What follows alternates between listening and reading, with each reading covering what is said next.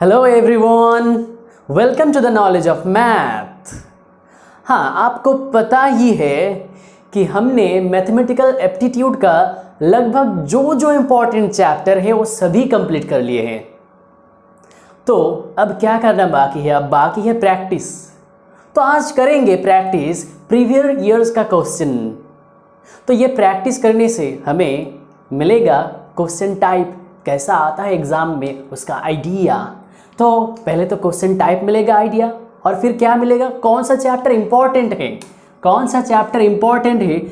अगर वो chapter important है तो उसमें देंगे ज़्यादा वेटेज।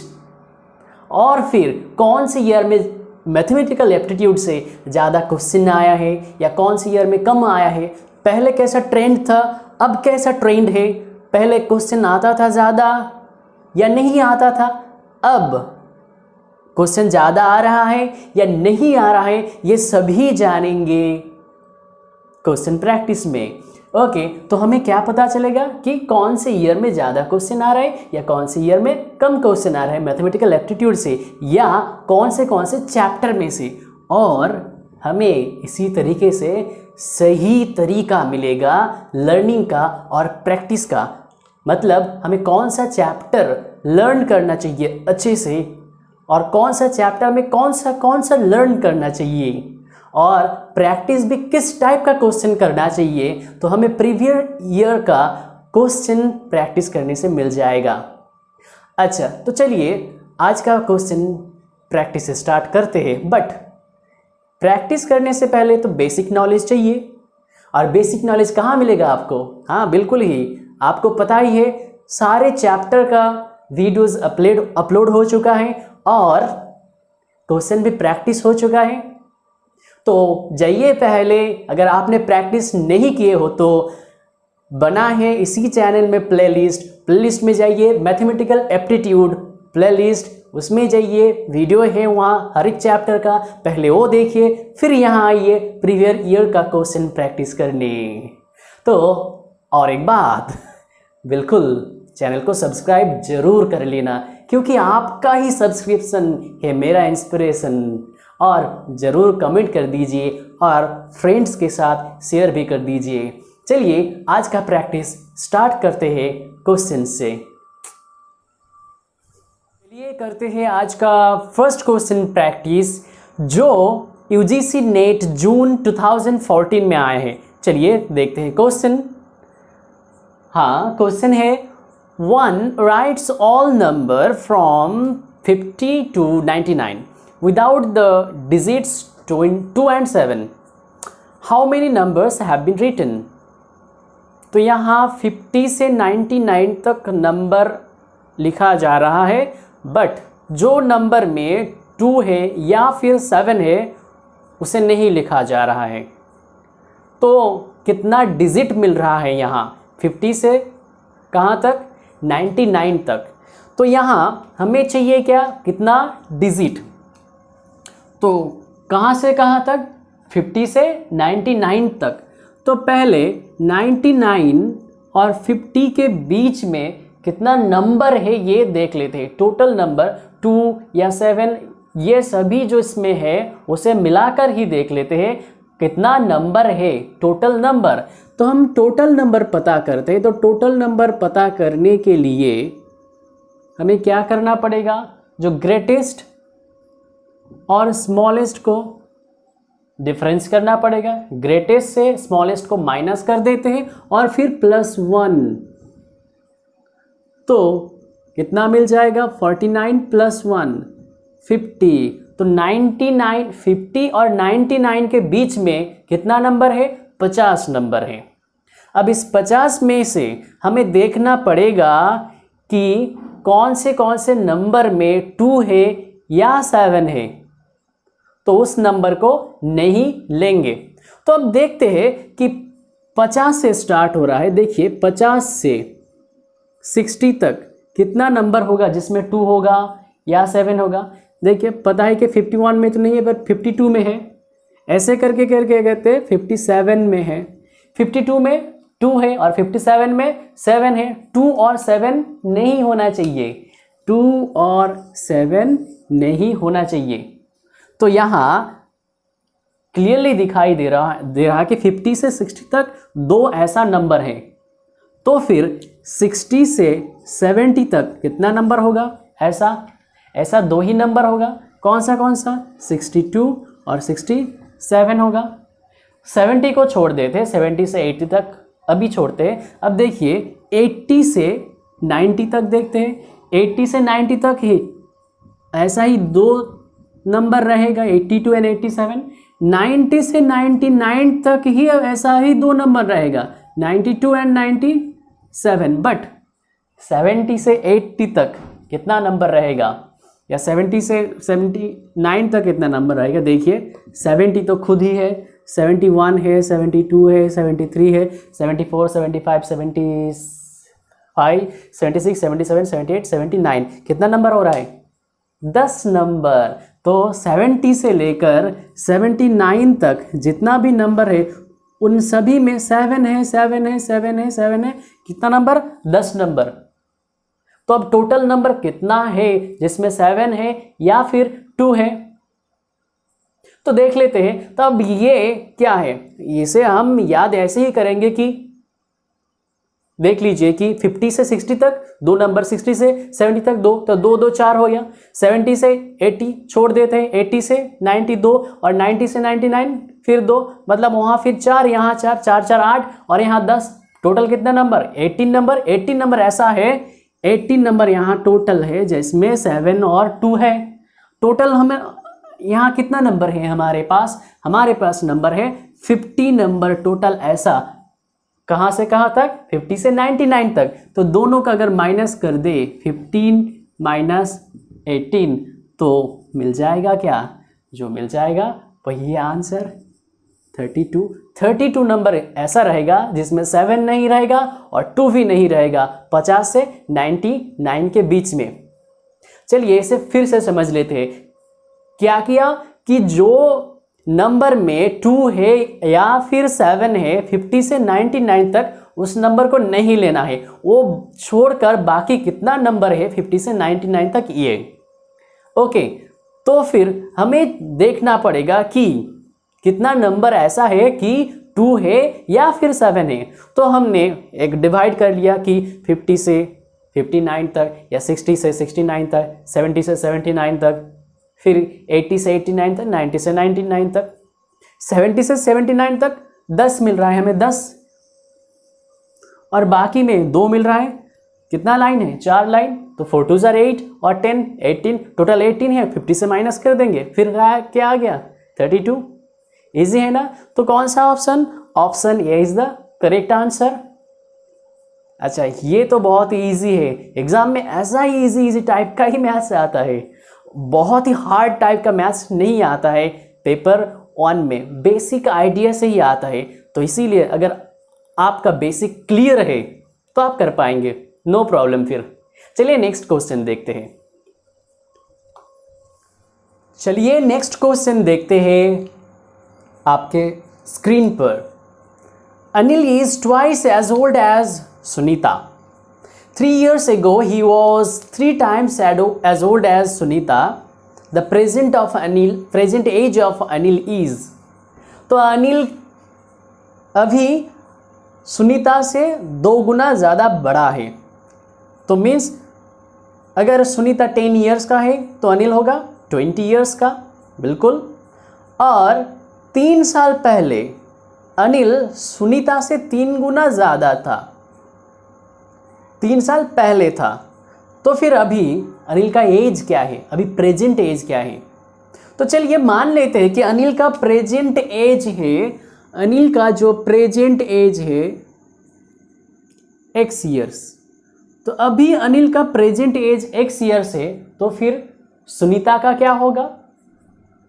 सुनीता अनिल से छोटा है, अनिल उससे 2 गुना ज़्यादा बड़ा है। दैट मीन्स अनिल अगर 20 years का होगा तो सुनीता उससे हाफ ईयर्स, मीन्स हाफ कम होगा, 10 years का होगा। फिर तो अगर यहाँ अनिल x years का है तो सुनीता होगा कितना ईयर्स का? सुनीता होगा बिल्कुल ही x/2 years का।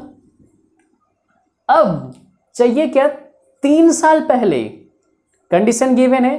तो अब मान लीजिए कि अभी एज है 20 ईयर्स अनिल का, 3 साल पहले एज फिर कितना था? हाँ बिल्कुल 17 ईयर्स। कैसे मिला?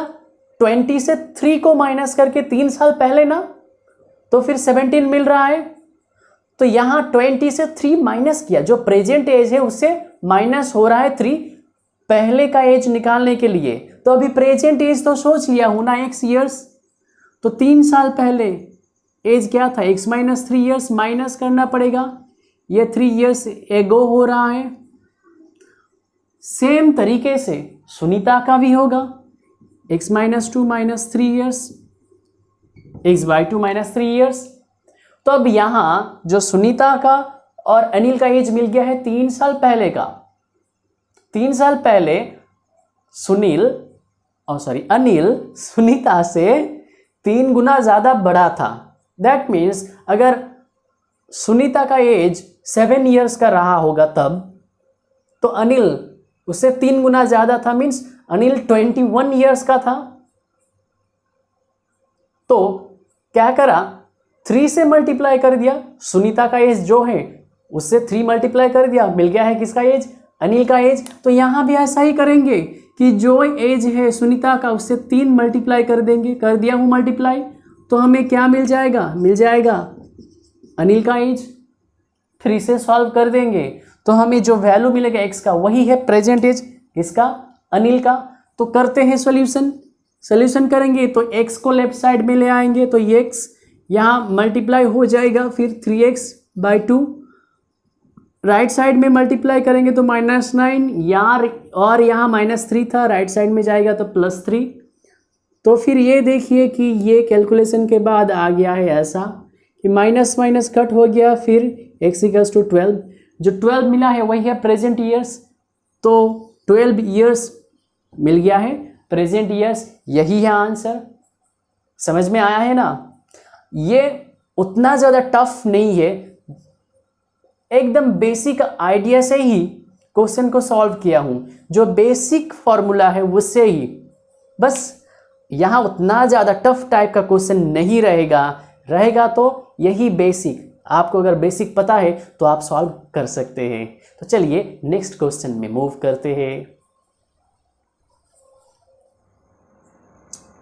हाँ देखते हैं अभी नेक्स्ट क्वेश्चन है यहाँ पर। A person has to buy both apples and mangoes. Okay, the cost of 1 apple is ₹7 whereas that of mango is ₹5. If the person has 38 rupees, the number of apples he can buy is, option है option A 1, B 2, C 3 and option D 4। अब होगा कि यहाँ question given है कि एक person, जो एक व्यक्ति है, उसके पास 38 रुपीज़ है और उसे एप्पल भी खरीदना है और मैंगोज भी खरीदना है। बट एप्पल का दाम जो है, एक एप्पल का 7 रुपीज़ है और जो एक मैंगो का है 5 रुपीज़। तो यहाँ क्वेश्चन पूछा गया है कि वो कितना एप्पल खरीद पाएगा, 38 रुपीज़ में कितना एप्पल खरीद पाएगा, बट उसे मैंगो भी खरीदना है, दोनों ही खरीदना है। तो यहाँ एप्पल कितना खरीद पाएगा, यहाँ कितना लेंगे? 1 2 3 4, एक्चुअली मैक्सिमम लेंगे, मैक्सिमम।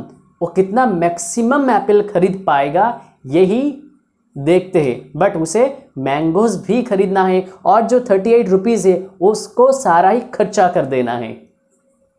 ओके, तो यहाँ देखते हैं कि तो एप्पल है, एप्पल का दाम कितना है? एप्पल का दाम है 7 रुपीज़। हाँ, फ़ोन नहीं है एप्पल, बस एप्पल, खाने वाला एप्पल 7 रुपीज़। और फिर मैंगो का दाम है 5 रुपीज़ ईच, सभी एक एक पीस का ही है। तो यहाँ एप्पल का ही चाहिए, तो अगर एप्पल चाहिए कितना वो खरीद पाएगा, तो ऑप्शन चेक करके यहाँ ऑप्शन टेस्ट करेंगे ओनली। अगर एक एप्पल वो खरीदेगा तो 7 रुपया खर्चा हुआ, 7 रुपया खर्चा हुआ। उसके पास कितना था टोटल? 38 रुपीज़ था, तो बचा कितना?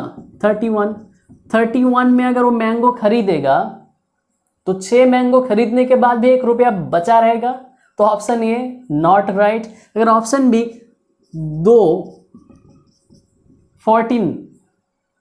14 रुपीज उसका खर्चा होगा और दो एप्पल खरीदेंगे तो फिर कितना बचा आप देखिए, 38 माइनस 14 बच रहा है कितना, 24।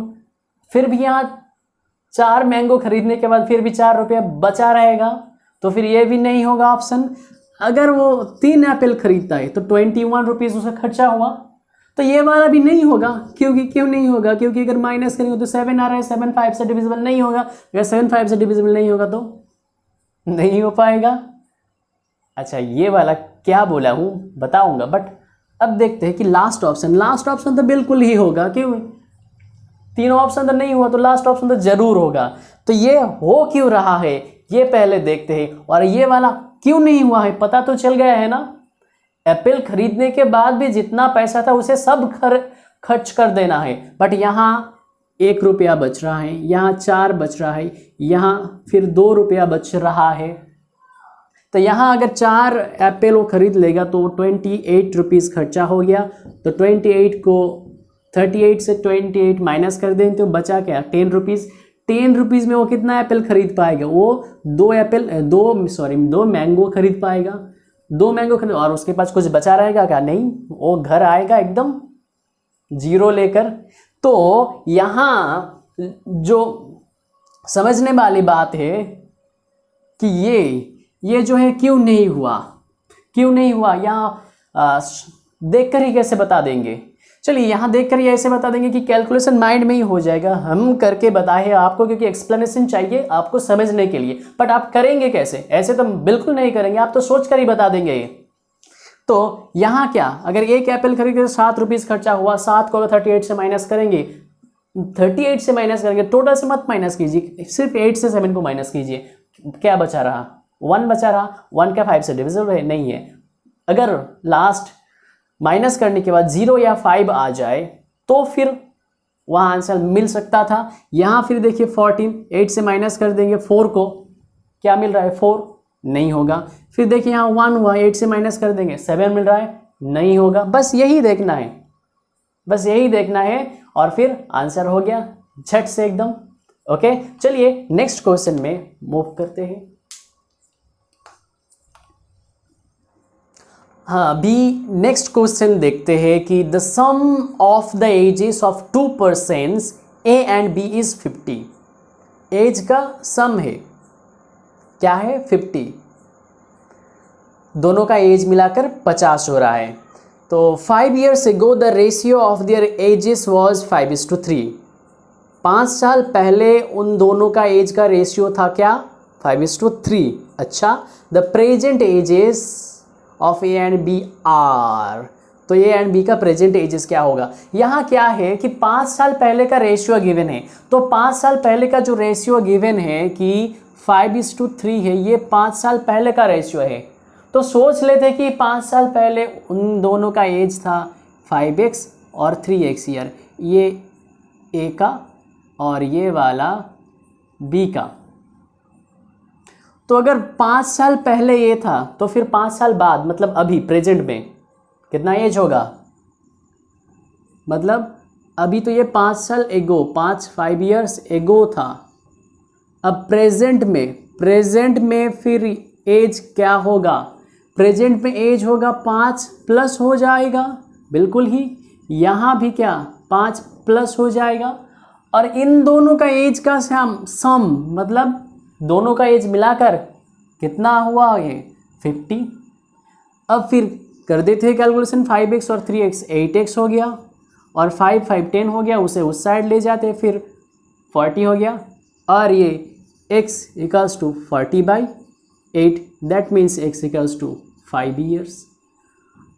5 आंसर नहीं है। क्या चाहिए आंसर? आंसर चाहिए उन दोनों का प्रेजेंट एज क्या है। तो यहाँ देखिए कि प्रेजेंट एज हमें कौन सा मिला है? प्रेजेंट एज यही है कि ए का प्रेजेंट एज ए वाला और बी का प्रेजेंट एज। तो यहाँ एक्स का वैल्यू बैठा दीजिए कि एक्स का वैल्यू अगर 5 बैठाएंगे तो यहाँ 25 + 5 दैट मीन्स 30, और यहाँ 15 + 5 तो ये क्या हो गया? 20। हमें चाहिए क्या? ये वाला। यहाँ एक्स का वैल्यू 5 पुट कर दिया, फिर जो आंसर मिला है वही। तो 30 ईयर्स ए का एज, प्रेजेंट एज, और बी का 20 ईयर्स। तो कौन सा option? Option A is the correct answer. समझ में आया है ना? बिल्कुल, ये बहुत ही बेसिक मैथ्स है, इसीलिए मैं हर एक क्लास में आपको बोलता रहता है कि आप बेसिक समझिए, क्योंकि बेसिक से ही शॉर्टकट आया है। अगर बेसिक कर लेंगे तो हर क्वेश्चन सॉल्व कर लेंगे। यूजीसी नेट यही पूछता है कि बेसिक, आपको बेसिक पता है या नहीं है, बस यही, बस ऐसे ही सॉल्व करते रहिए मेरे साथ, तो आप भी बन जाएंगे बेसिक का भी एक्सपर्ट। ओके, चलिए नेक्स्ट क्वेश्चन देखते हैं। हाँ, देखते हैं कि नेक्स्ट क्वेश्चन है क्या। यहाँ आ गया, in a post office stamps of 3 different denomination of ₹7, ₹8 and ₹10 are available.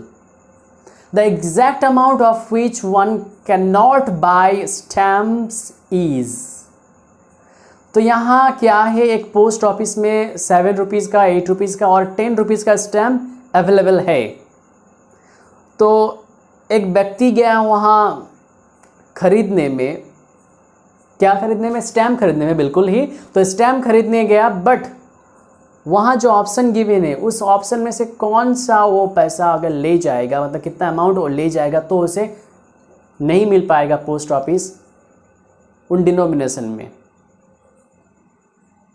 तो देखते हैं कि कौन से ऑप्शन में नहीं मिल पाएगा, उसे मिल पाएगा कौन से ऑप्शन में, वो नहीं चाहिए, कौन से में नहीं मिल पाएगा। तो चलिए देखते हैं, यहाँ है ऑप्शन ए, बी, सी। तो बी जो 20 है, अगर देखते हैं कि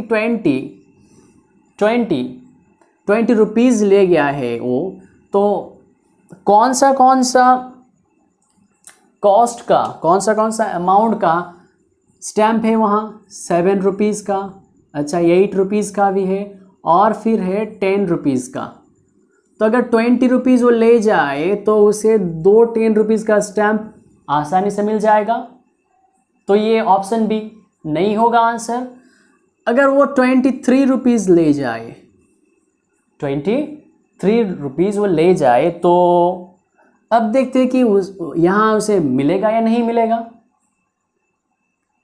तो यहाँ भी उसे मिल जाएगा। तो कैसे मिलेगा उसे? देखिए कि अगर वो 2 स्टैम्प ले ले 8 रुपीज़ का, और फिर और एक स्टैम्प ले ले 7 रुपीज़ का, तो क्या 16 + 7 23। तो यहाँ भी 23 रुपीज़ में भी उसे स्टैम्प मिल रहा है। अब देखिए 29 रुपीज़ में वो क्या स्टैम्प ले पाएगा? हाँ, अगर 29 रुपीज़ है तो वो स्टैम्प ले पाएगा या नहीं ले पाएगा, देखते हैं। तो 7 रुपीज़ का, 8 रुपीज़ का और 10 रुपीज़ का है। अगर वो 7 रुपीज़ का 3 स्टैम्प ले ले तो 21, और फिर और एक स्टैम्प 8 रुपीज़ का ले ले, फिर 29 हो गया है। तो कौन सा नहीं होगा? हाँ, एक ही ऑप्शन बचा है, अब ऑप्शन है 90 रुपीज़ में वो नहीं ले पाएगा। तो अगर 90 रुपीज़ में एक 10 रुपये का ले लिया, अच्छा, और फिर एक 8 रुपये का ले लिया, फिर भी उसका 1 रुपया बचा रहा, तो फिर 90 रुपीज़ में वो स्टैम्प नहीं ले पा रहे हैं। तो अगर इसे और तरीके से देखें कि 10 रुपये का लिया, फिर 7 रुपये का, फिर भी बचा रहा 2 रुपया। अगर वो 7 का 8 का ले ले,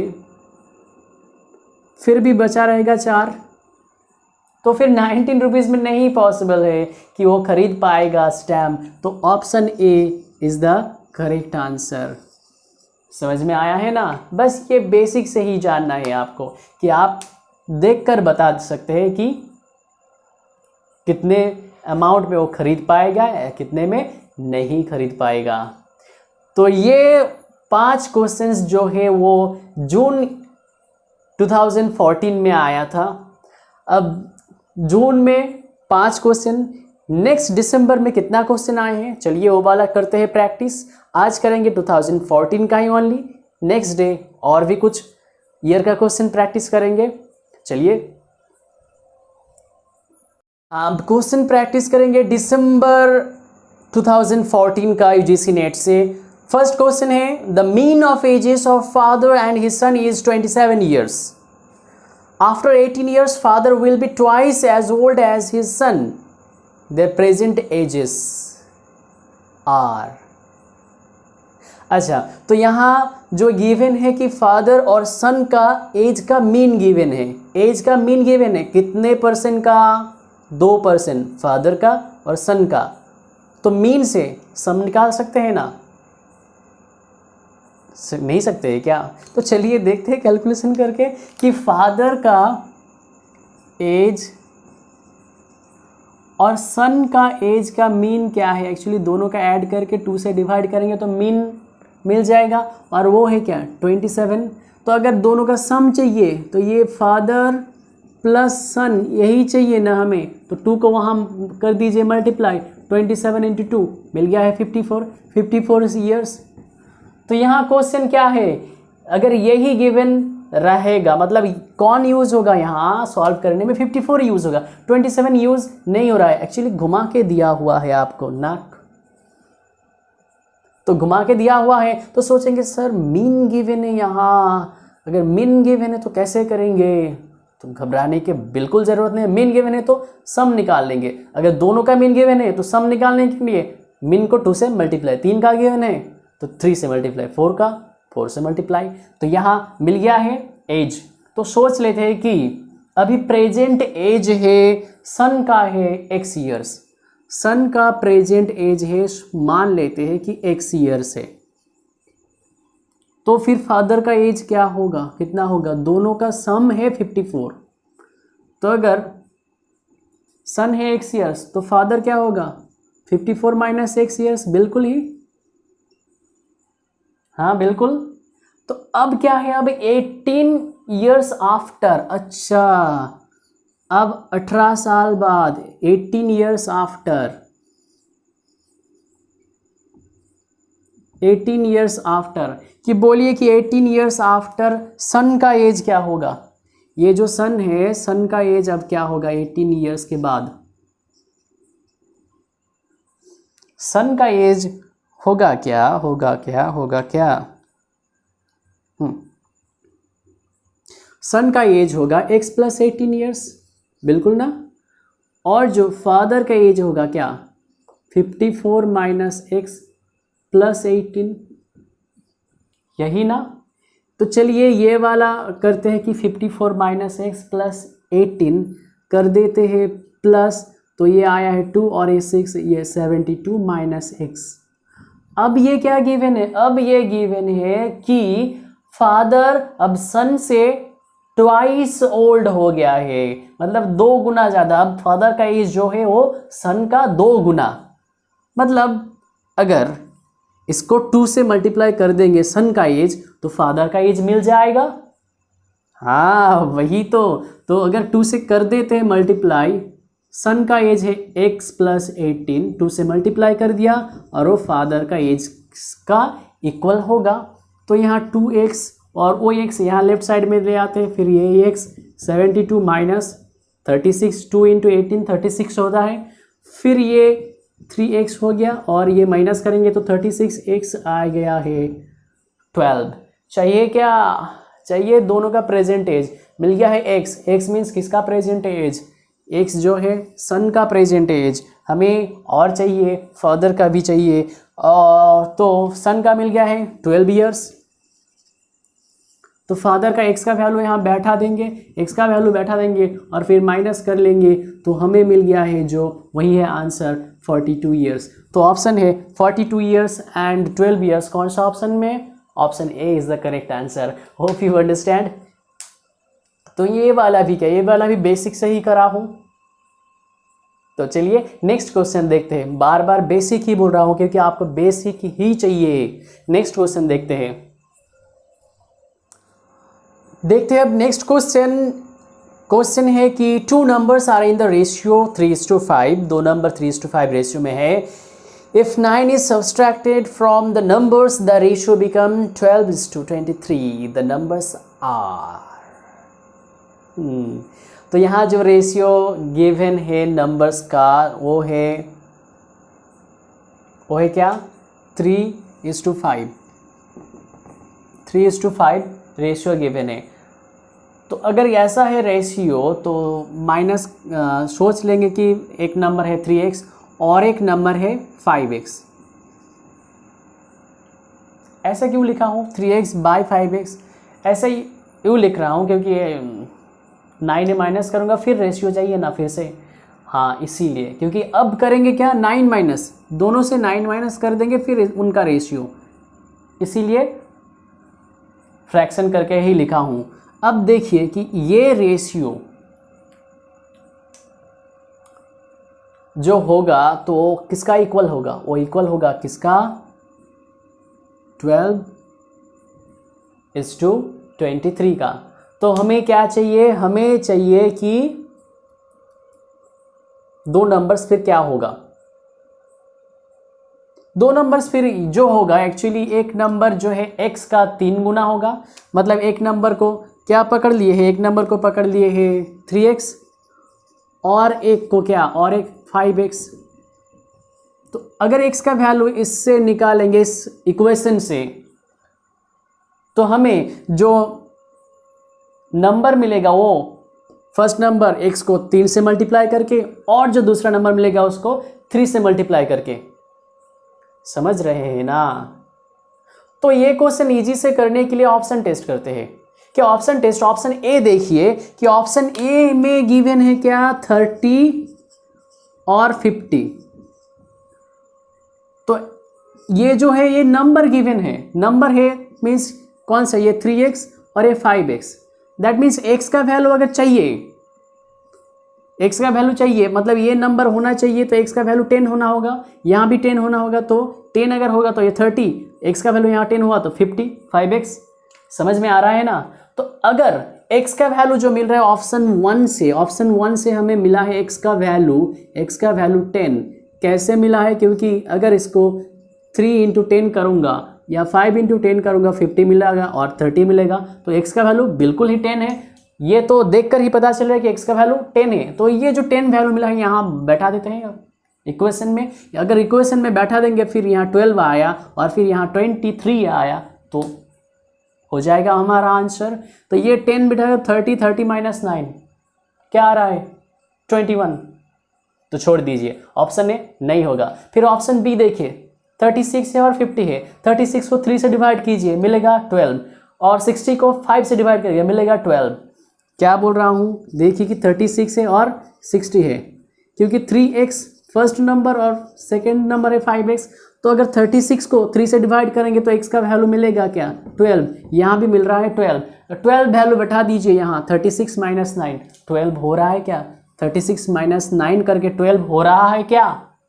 नहीं हो रहा है। तो ऑप्शन बी भी नहीं होगा। ऑप्शन सी अब देखते हैं। ऑप्शन सी में 33 और 55 है।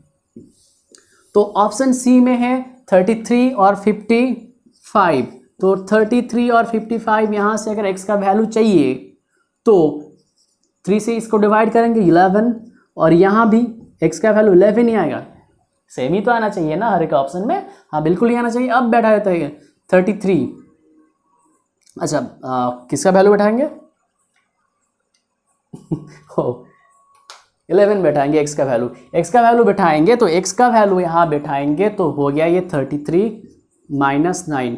33 से अगर 9 माइनस कर देंगे तो क्या हो जाएगा? 24 हो जाएगा। बट यहाँ अगर 55 और 55 से 9 माइनस करेंगे, 55 से अगर 9 को माइनस करेंगे तो फिर क्या हो जाएगा? 55 से 9 माइनस करने से 46 हो जाएगा। तो अब देखिए इन दोनों को सिंप्लीफाई कर दिया तो 12/23 हो रहा है ना? 12/23। तो ये वाला जो ऑप्शन है ये है करेक्ट आंसर। तो मीन्स क्या होगा? Option C is the correct answer. इसे ऑप्शन टेस्ट किया तो ये वाला समझाया, इसीलिए टाइम ज़्यादा लगा। आप अगर ये दिमाग में सेट कर लेंगे एकदम तो चुटकी में ही हो जाएगा ना? हाँ बिल्कुल हो जाएगा। बट अब आपको प्रोसेस समझ में आना चाहिए पहले। अगर पहले प्रोसेस समझ लेंगे तो आप खुद से कर पाएंगे झट से ही। ओके, समझ लीजिए प्रोसेस और करिए खुद से। अच्छा तो यही है, क्योंकि बेसिक आप समझेंगे तो फिर प्रोसेस भी समझेंगे, फिर शॉर्टकट भी आप खुद से ही बना पाएंगे। तो फर्स्ट आपको बेसिक जरूरी है, बहुत बहुत ही ज़रूरी है। और आज का क्लास यही ख़त्म होता है, क्योंकि हमने प्रैक्टिस कर लिया है 2014 का जून और दिसंबर का क्वेश्चन। जून में आया था 5 क्वेश्चन और दिसंबर में आया है ये 2 क्वेश्चंस।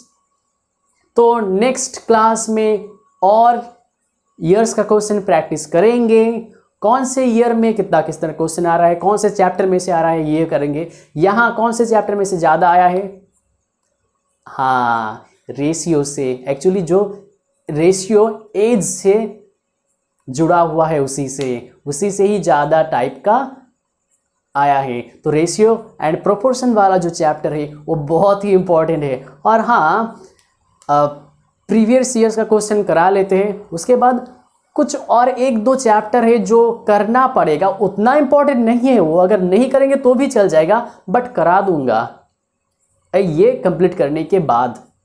ओके, चलिए मिलते हैं नेक्स्ट क्लास में, और बिल्कुल देखते रहिए नॉलेज ऑफ मैथ और सब्सक्राइब कर दीजिए इसे, और कमेंट जरूर कीजिए कैसा लगा ये क्वेश्चंस का सलूशन, और जो प्रोसेस आपको कैसा लगा है, क्लास कैसा लगा है, और फिर कर दीजिए शेयर आपके फ्रेंड के साथ ताकि वो भी इसका लाभ उठा सके। चलिए नेक्स्ट क्लास में मिलते हैं।